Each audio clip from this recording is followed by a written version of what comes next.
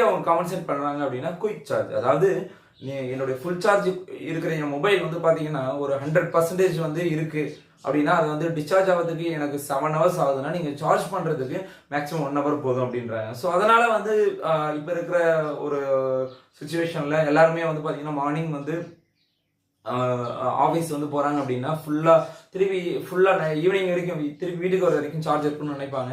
So அப்புறம் evening வந்ததுக்கப்புறம் மொபைலை வந்து சார்ஜில் போட்டு திருப்பி அடுத்த நாள் மார்னிங் வந்து யூஸ் பண்ணுவோம். ஸோ அதனால எல்லாருமே வந்து பார்த்தீங்கன்னா ஃபாஸ்ட் சார்ஜிங் அப்படின்றது சீக்கிரம் ஃபாஸ்ட் சார்ஜ் பண்ணணும், சீக்கிரம் மொபைல் வந்து சீக்கிரம் சார்ஜ் ஆகணும் அப்படின்றது விரும்புறது எல்லாமே வந்து நம்ம எல்லாருமே விரும்பிட்டு இருக்கோம். ஸோ அதனால தான் இந்த ஃபாஸ்ட் சார்ஜிங் டெக்னாலஜி அப்படின்றது வந்து ரொம்ப அதிகமாகவே நிறைய பேர் லைக் பண்ணுறாங்க. ஸோ ஃபாஸ்ட் சார்ஜிங்னா என்ன அப்படின்னு வந்து பார்த்தீங்கன்னு வச்சுக்கோங்களேன். ஃபாஸ்ட் சார்ஜிங்னா ஒன்றும் இல்லைங்க. அதாவது இப்போ 0 to 100% சார்ஜ் ஆகிறதுக்கு மினிமம் ஒரு 5 hours 6 hours நார்மல் சார்ஜர் எடுக்குது அப்படின்னா, நார்மல் சார்ஜிங் மெத்தட் எடுக்குது அப்படின்னா, ஃபாஸ்ட் சார்ஜிங் மூலியமா மேக்ஸிமம் 1 hourல நீங்க சார்ஜ் பண்ணலாம் பேஸ்ட் ஆன் யுவர்